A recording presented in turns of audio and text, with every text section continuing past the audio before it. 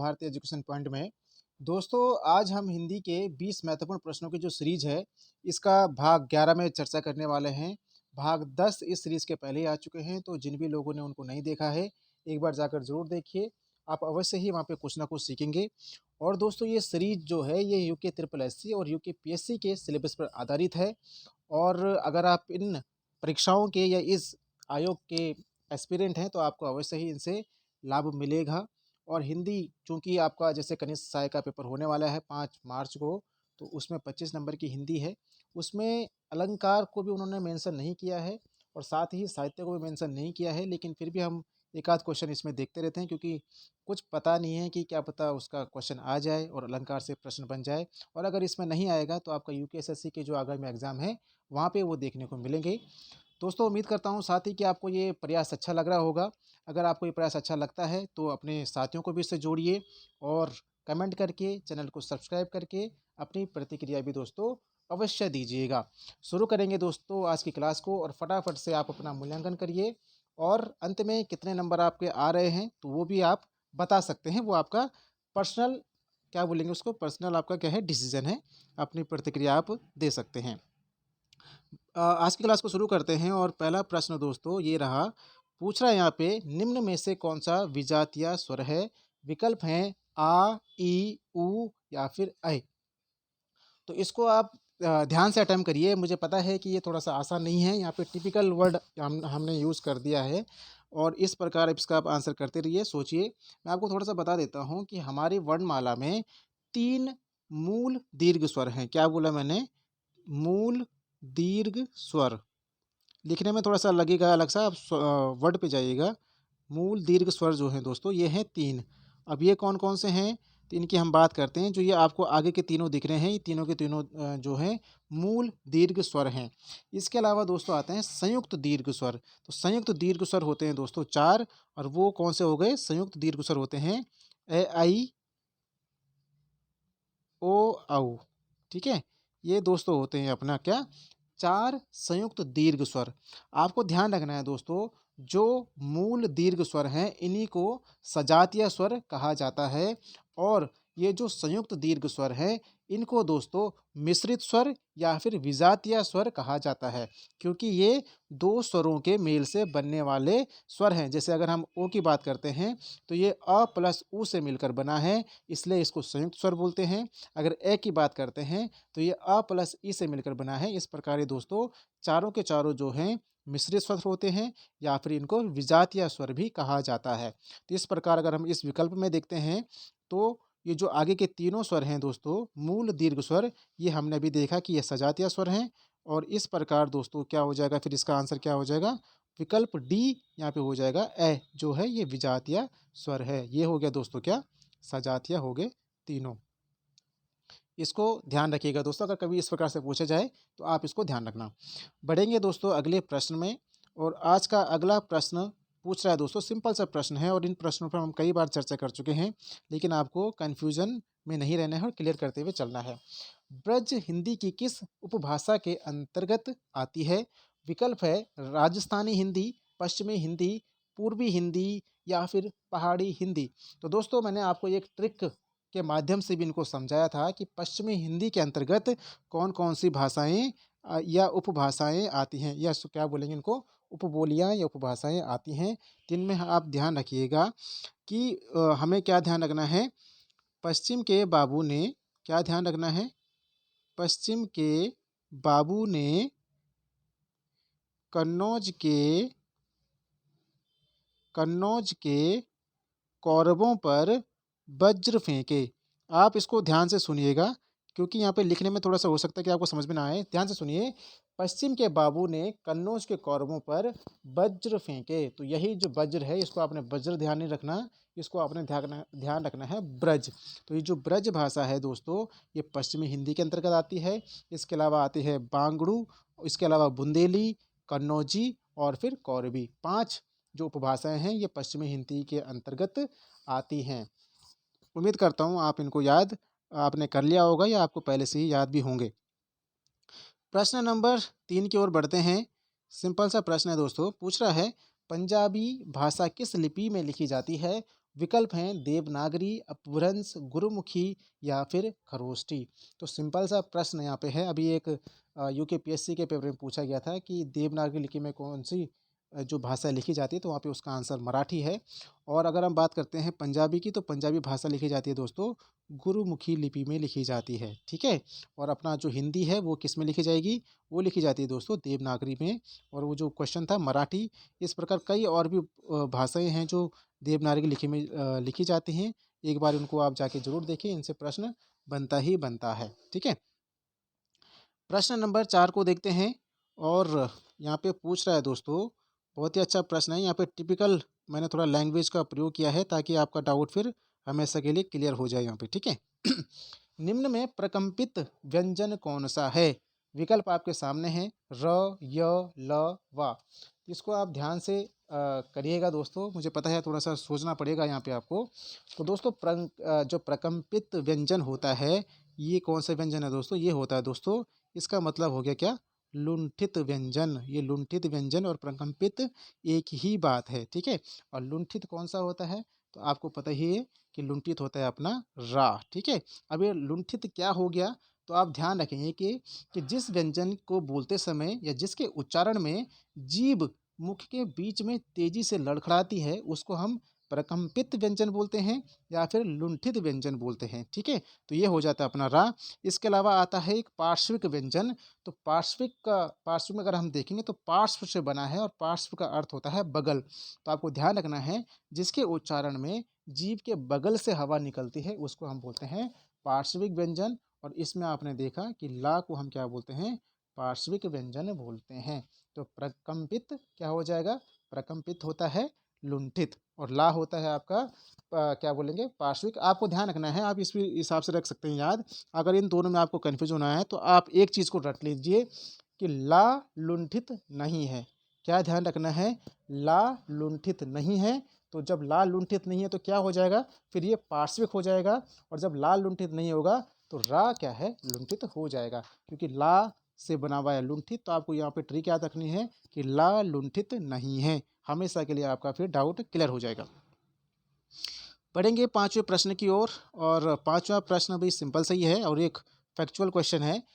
पंडित कामता प्रसाद गुरु ने विराम चिन्हों की संख्या कितनी मानी है? विकल्प हैं 16, 20, 24, 28। तो इसका दोस्तों सही आंसर यहाँ पे हो जाएगा कौन सा?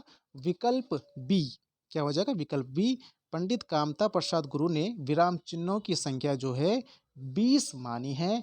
इसको आप याद रखिएगा दोस्तों। बढ़ते हैं प्रश्न नंबर 6 की ओर। और यहाँ पे पूछ रहा है, प्रत्येक शब्द में उपसर्ग कौन सा है? विकल्प आपके सामने है परि, एक, प्रति, प्रत। तो दोस्तों मैंने आपको बताया है कि ये कि यण संधि का यहाँ पे क्या है? प्रकार हो जाता है प्रत्येक। ये किससे बना है?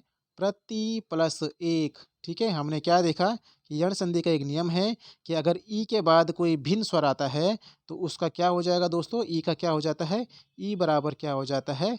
या हो जाता है। और या में क्या लगेगा? यहाँ पे एक ही मात्रा है, तो ये प्रत्येक हो जाएगा, ये हो जाएगा। तो इस प्रकार यहाँ पे जो उपसर्ग है ये क्या हो जाएगा दोस्तों?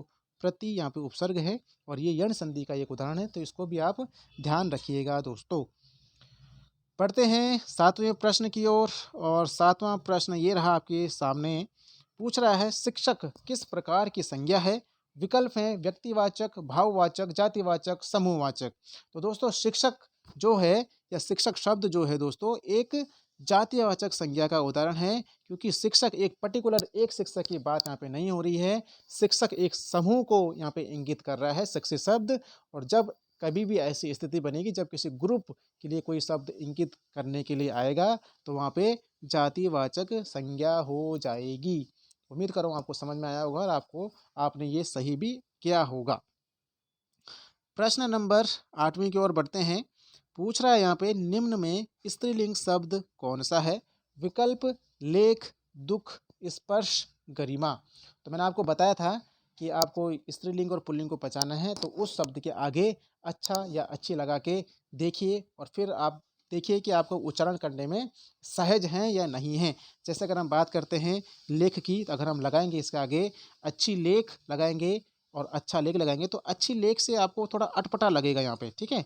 तो इसका मतलब यहाँ पे अच्छा लेख जो है एक सुटेबल शब्द बन रहा है, ये वाक्य बन रहा है अच्छा लेख, इसलिए यहाँ पे ये स्त्रीलिंग शब्द नहीं है। अच्छी दुख या अच्छा दुख, तो अच्छी दुख कुछ नहीं होता, अच्छा दुख होता है, इसलिए गलत हो जाएगा। अच्छी स्पर्श, अच्छा स्पर्श, तो अच्छी स्पर्श नहीं होता, अच्छा स्पर्श होता है, इसलिए ये भी स्त्रीलिंग नहीं है। अच्छी गरिमा या अच्छा गरिमा, तो दोस्तों अच्छी गरिमा होता है, अच्छा गरिमा नहीं होता।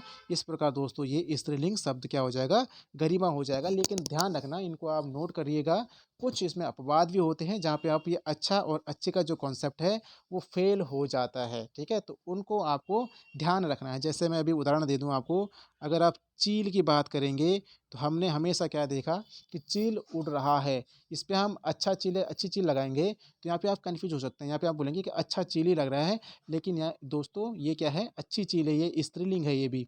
जैसे एक दही शब्द है, तो दही को अगर आप लगाएंगे अच्छा दही या अच्छी दही, तो आप सोचेंगे यहाँ पे तो अच्छी मैच हो रहा है, लेकिन दोस्तों उस केस में अच्छी नहीं होगा, क्योंकि ये पुल्लिंग शब्द हो जाता है। तो कुछ अपवाद हैं, उनको आप पढ़ लीजिएगा दोस्तों याद से। प्रश्न नंबर 9 की ओर बढ़ते हैं और यहाँ पे पूछ रहा है दोस्तों, निम्न में देशज शब्द है, ठीक है। यहाँ पे देशज शब्द बताना है आपको। विकल्प हैं डिबिया, गोबर, चीकू या फिर बम। तो दोस्तों देशज शब्द यहाँ पे हो जाएगा विकल्प ए डिबिया, ठीक है। डिबिया जो है वो देशज शब्द है। बाकी गोबर की बात करें तो गोबर एक तद्भव शब्द है, जो बना है किससे, किससे बना है दोस्तों, ये बना है गोमय से। किससे, गोमय से बना हुआ है। ये बार बार गड़बड़ हो जा रहा है। गोमय, गोमय से या फिर गोमल से बना हुआ है गोबर, गोमल से बना हुआ है गोबर। अगर हम बात करते हैं चीकू की, तो चीकू, इसके अलावा क्या हो गया, लीची, और इससे आप समझ गए होंगे चाय। ये दोस्तों किस भाषा के हैं, चीनी भाषा के शब्द हैं ये सब के सब। अगर बम की बात करते हैं तो ये है दोस्तों डच भाषा का शब्द। इसके अलावा एक और आता है ड्रिल। ड्रिल या एनसीसी वगैरह में या आर्मी वगैरह में आप देखेंगे तो जो ड्रिल शब्द प्रयोग किया जाता है ये एक डच भाषा का है, और साथ ही जो बम है ये भी एक डच भाषा का शब्द है। इस प्रकार जो इसका आंसर हो गया डिबिया हो गया। डिबिया एक देशज शब्द है। साथ ही कुछ आता है जैसे धड़ाम हो गया, झोला हो गया, ठेठ हो गया, ये सारे भी देशज शब्द हैं। देश का मतलब देश, जा का मतलब जन्मा। बढ़ेंगे अगले प्रश्न में और प्रश्न नंबर 10 में हम पहुंच चुके हैं। पूछ रहा है, जहां एक वस्तु का दूसरी वस्तु से तुलना, समानता, अलगाव, डर आदि भाव प्रकट हो वहां कारक कौन सा होता है। विकल्प हैं संप्रदान, अधिकरण, अपादान और संबंध। तो दोस्तों इसमें मुझे पता है सभी ने इसका आंसर सही किया होगा। इसका दोस्तों सही आंसर क्या हो जाएगा, अपादान, ठीक है। जहाँ कहीं पर भी वाक्य में आपको किसी की तुलना, समानता, अलगाव या डर आदि इस तरह से भाव आपको प्रकट होते दिख रहे हों, वहाँ पे आप सीधा सीधा अपादान कारक को क्या कर सकते हैं, चिन्हित कर सकते हैं, ठीक है। ये भी आप संबंध भी नहीं होगा। बढ़ेंगे अगले प्रश्न में और प्रश्न नंबर 11 पूछ रहा है दोस्तों, पुरुषवाचक सर्वनाम के कितने भेद होते हैं। तो सामान्यतः अगर हम बात करते हैं, विकल्प बता देता हूँ, 2, 3, 4, 6। तो पुरुषवाचक सर्वनाम के जो सामान्यतः भेद होते हैं दोस्तों, ये 3 प्रकार के ही होते हैं। कौन कौन से होते हैं आपको पता ही है, उत्तम, मध्यम और अन्य, ठीक है।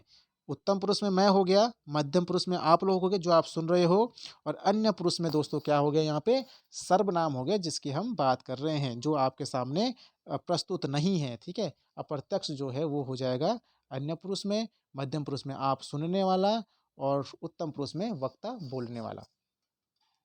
बढ़ेंगे 12वें प्रश्न में और 12वां प्रश्न आपके सामने है, निशा शब्द का विशेषण रूप क्या होता है। तो जो विकल्प आपके सामने है, नैश, निशांत, निशीत, निशाकर।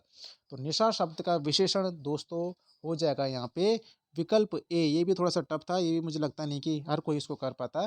तो निशा शब्द का विशेषण दोस्तों नैश हो जाता है। इस प्रकार मैंने कई आपको बार बार बताता हूँ, जितनी बार रिपीट करेंगे उतना आपके दिमाग में बैठता रहेगा, इसलिए मैं बार बार रिपीट करता रहता हूँ। जैसे पशु का पाश्विक होता है, स्त्री का स्त्रैण होता है, हृदय का हार्दिक होता है। तो ये बार बार आने वाले प्रश्न हैं, आप इनको दिमाग में बैठा कर चलिए, तो आप परीक्षा में फिर विचलित नहीं होंगे, ठीक है। ये तो बहुत ही ज़्यादा शुद्ध हिंदी हो गई है, विचलित। और बढ़ेंगे दोस्तों प्रश्न नंबर 13 में और यहाँ पे पूछ रहा है दोस्तों, थपथपाना, जैसे कि आप परीक्षा पास करके आ जाएंगे तो मैं आपकी पीठ थपथपाऊंगा। तो ये जो थपथपाना है ये किस प्रकार की क्रिया है? विकल्प हैं प्रेरणार्थक क्रिया, सहायक क्रिया, अनुकरणात्मक क्रिया या फिर सामान्य क्रिया। तो दोस्तों आपको ध्यान रखना है, यहाँ पे आप ध्यान रखिएगा कि जो ध्वनियों के अनुकरण से जो बनने वाली क्रियाएँ होती हैं, क्या ध्यान रखना है? ध्वनियों के अनुकरण से जो बनने वाली क्रियाएँ हैं, उनको हम क्या बोलते हैं? विकल्प सी में लिखा हुआ है अनुकरणात्मक क्रियाएँ उनको हम बोलते हैं, क्योंकि थपथपाना एक ध्वनि है। आप थपथपाते हैं तो थपथपाना एक ध्वनि होती है और इसके अनुकरण से जो ध्वनि बनेगी उसको हम बोलेंगे अनुकरणात्मक। इसी प्रकार जैसे होता है खट, खटखट, खटखट एक ध्वनि है, ठीक है? खटखट करना एक ध्वनि है और इससे जो क्रिया बन जाती है वो क्या बनेगी? खटखटाना। खटखटाना अपने आप में एक क्रिया हो गई, तो ये बनेगी कौन-सी वाली? अनुकरणात्मक क्रिया हो जाएगी। इसी प्रकार धड़-धड़, धड़-धड़ भी एक क्या है? एक अनुकरण है, क्या बोलेंगे उसको? क्या बोलेंगे इसको? धड़-धड़ भी ये क्या है? ध्वनि है और इससे जो क्रिया बनती है धड़-धड़ाना, इससे क्रिया बन जाएगी। ठीक है? उम्मीद करता हूँ आप समझ पाए होंगे और ये प्रश्न पूछे जाते हैं तो इनको आप हल्के में ना लीजिएगा। बढ़ेंगे प्रश्न नंबर 14th में। अब यहाँ पे पूछ रहा है सीता सो रही थी, वाक्य में काल पहचानिए। ठीक है? यहाँ पे आपको काल पहचानना है। पूर्ण भूतकाल, अपूर्ण भूतकाल, संदिग्ध भूत या फिर सामान्य भूत। तो दोस्तों सीता सो रही थी, ठीक है? तो यहाँ पे दोस्तों सो रही थी तो ये हो जाएगा दोस्तों अपूर्ण भूत यहाँ पे हो जाएगा, ठीक है? अपूर्ण भूत का ये उदाहरण है।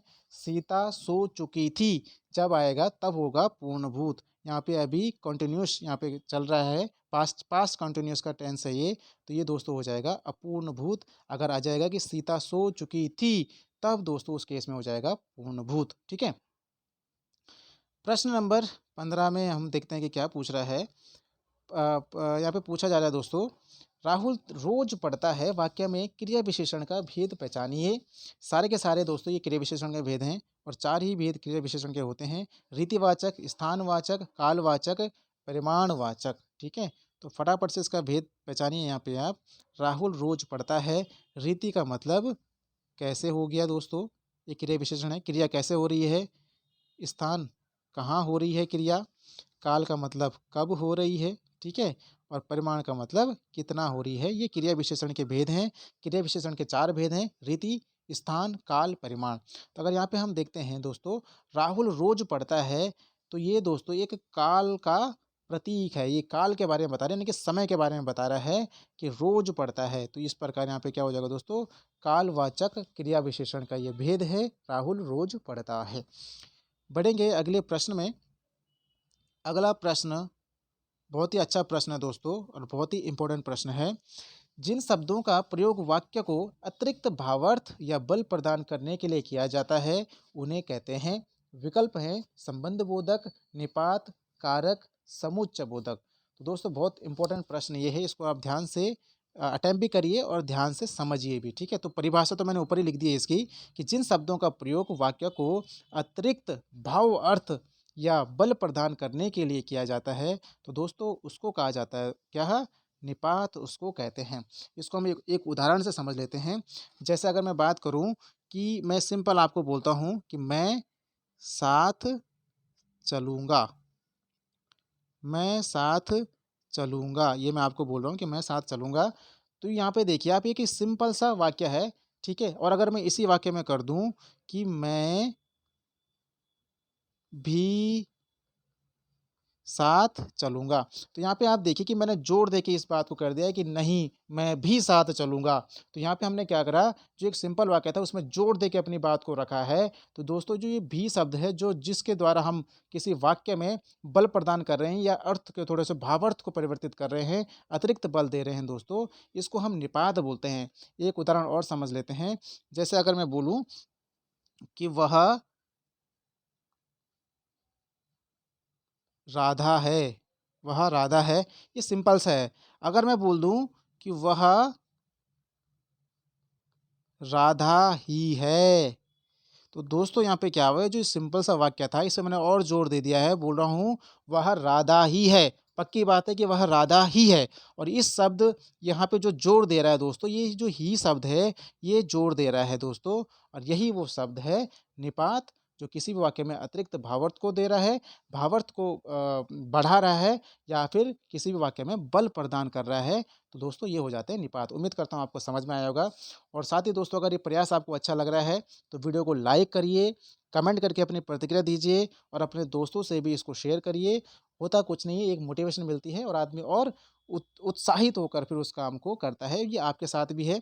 कल के दिन अगर आप अभी किसी परीक्षा को दे रहे हैं और आपके चाहे कितने भी नंबर आ रहे हों, अगर सपोज़ मेरिट जा रही है 70 और आपके अगर अभी ज़्यादा समय नहीं हुआ है आपको और आपके अभी 60 ही नंबर आ रहे हैं, तो सिलेक्शन तो नहीं होगा। लेकिन अगर आपके गुरु हैं, जो आपके साथ हैं, आपको बोलेंगे कि कोई बात नहीं, आप बहुत अच्छा कर रहे हो, आप कर लोगे, तो आपको एक मोटिवेशन मिलेगी, हाँ, मुझ पे लोगों का भरोसा है।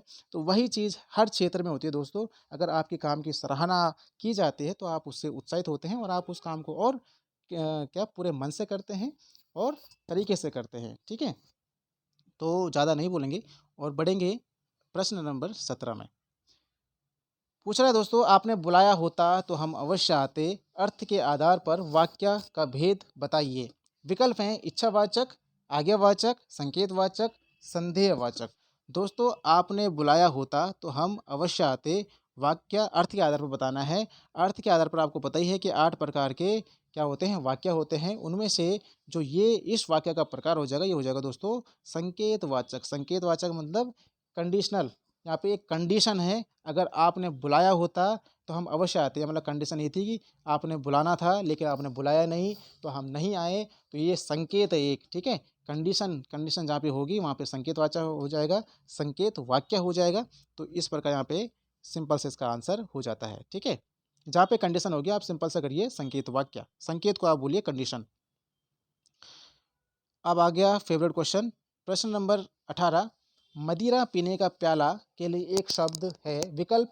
अब यहाँ पे सारे के सारे इंपॉर्टेंट हैं। इंपॉर्टेंट क्या मतलब क्लोज हैं, इसको आपको देख के ही करना पड़ेगा। एक ये वर्तनी का भी शब्द है, तो आपसे वर्तनी में भी पूछा जा सकता है। तो आपको ध्यान रखना है दोस्तों, जो मदिरा पीने का प्याला है उसको कहा जाता है चषक, ठीक है? लेकिन चषक कौन सा, विकल्प डी वाला चषक इसको कहा जाता है, ठीक है? ये कुछ नहीं है, ये भी कुछ नहीं है और ये भी कुछ नहीं है।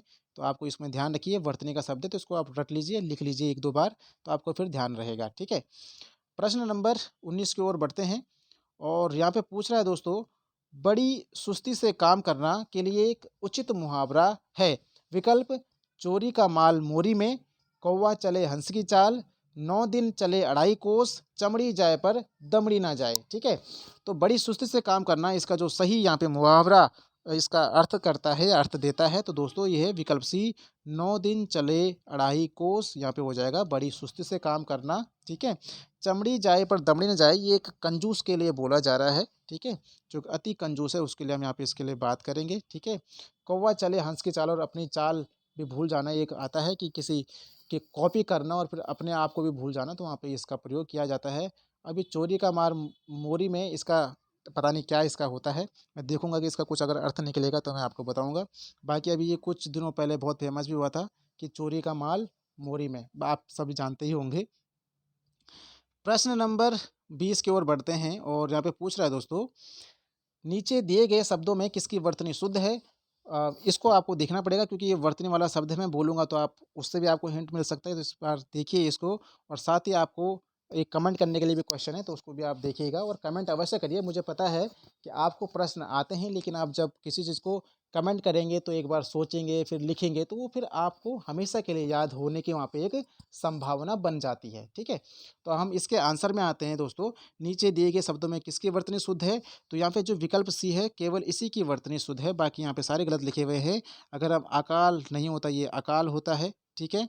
इसके अलावा आजीवका नहीं होता, ये आजीविका होता है, ठीक है? आजीविका। और अगर हम बात करेंगे अनुग्रहित, ये अनु क्या होता है? आप समझ गए, अनुगृहीत होता है। यहाँ पे बहुत कन्फ्यूजन है, इसको आप ध्यान रखिए, ये अनुगृहीत होता है, ठीक है? यहाँ पे अनुगृहीत आप ध्यान रखिए। बाकी आपका जो कमेंट करने के लिए क्वेश्चन है उसको देखते हैं। पूछ रहा है दोस्तों, प्रसिद्ध कविता बच्चे काम पर जा रहे हैं, ये किसकी रचना है?